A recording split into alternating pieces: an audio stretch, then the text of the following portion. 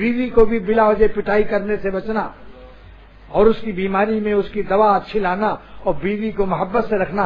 اتنا بیوی کو محبت سے رکھے کہ بیوی کو اپنے ماں باپ کم یاد آنے لگیں. ایسا نہ آہ نکلے اس سے کہ آہ میرے ماں باپ نے کہاں عذاب میں بھیج دیا, کس ظالم و خبیث کے حوالے کر دیا, کس قصائی کے حوالے کر دیا. یہ آہ ایسی لگتی ہے کہ میں مسجد میں کہہ رہا ہوں کہ جن لوگوں نے اپنی بیویوں کو ستایا اور رلایا ان پر آخر میں فالج قسم پر گرا اور لیٹے لیٹے 4-5 سال تک پیخانہ پھرتے رہے اور بری موت آئی ان کی.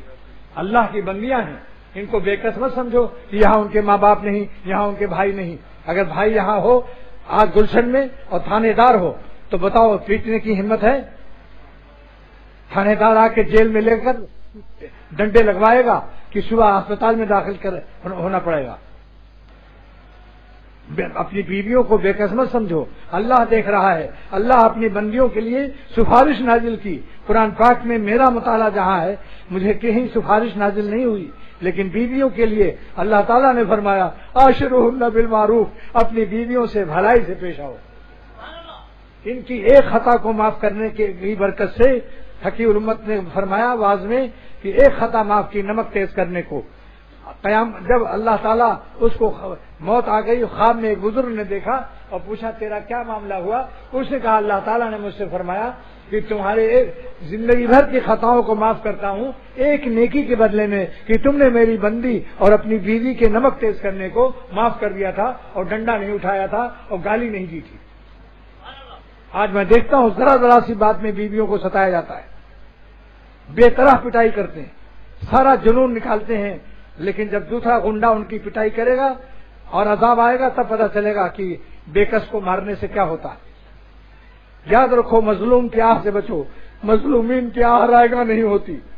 آج سے وعدہ کرو کہ اپنی بیویوں کو نہ ڈنڈا اٹھاؤ گے نہ تماشا مارو گے.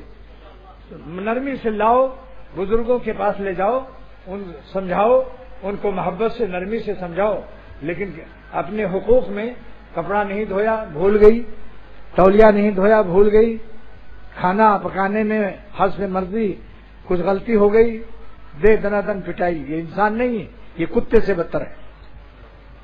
بے کسوں کو مارنا کیونکہ اس کے ماں باپ دور ہیں, اس کے بھائی دور ہیں. آپ بتاؤ ایک بیوی سے لڑائی ہو رہی ہو اور شوہر پیٹ رہا ہو اور کہہ رہا ہو میں پاگل, تم نے آج مجھ کو پاگل کر دیا, اور اس کے اتنے میں 4 بھائی آ گئے, ایک تھانے دار, ایک ایس پی, ایک DIG اور ایک محمد علی قلعے.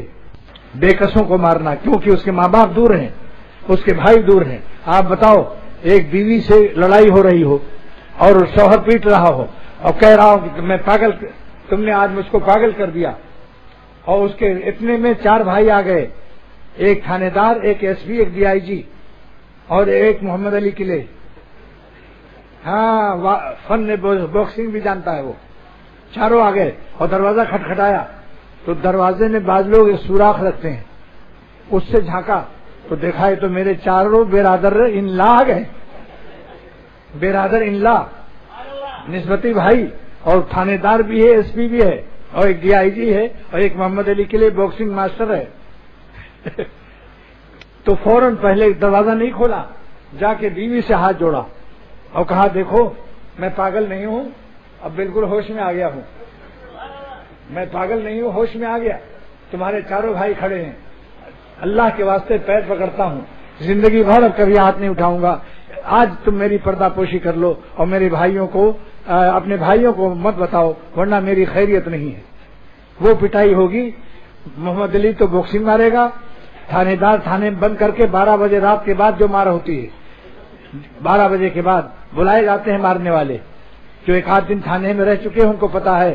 آج اللہ کے نام پر آپ لوگوں سے وعدہ لیتا ہوں, رحمت کی اپیل پر لیتا ہوں, میں آپ پر ظلم نہیں کر رہا ہوں, صرف اتنا کہتا ہوں کہ اپنی بیویوں کو اللہ کی سفارش پر عاشروہن بالمعروف, بھلائی سے پیش آؤ, ان کو ستاؤ مت, ان کو ڈانٹو مارو مت, ان کے آنسو مت نکلواؤ, کیونکہ ان کا آنسو کا پوچھنے والا سوا تمہارے کوئی نہیں ہے. ماں باپ تو دور رہتے ہیں, بھائی دور رہتے ہیں, یا اللہ کے نام پر نکاح کی برکت سے بیویاں مل جاتی ہیں. بتاؤ جو حرام ہوتی ہیں وہ نکاح کی برکت سے حلال ہو جاتی ہیں یا نہیں؟ تو ان کے ساتھ وہ جو اگر کہیں مرنڈا آج پلا دو فوراً لاؤ، اگر کہتے سر میں درد ہے فوراً دوا لاؤ. کوئی غلطی ہو جائے تو سمجھ لو اگر میری بیٹی سے غلطی ہو جائے تو ہم اپنے داماد سے کیا چاہیں گے کہ وہ داماد میری بیٹی کو نہ مارے بھی نہیں اور گالی بھی نہ دے. چاہتے یا نہیں؟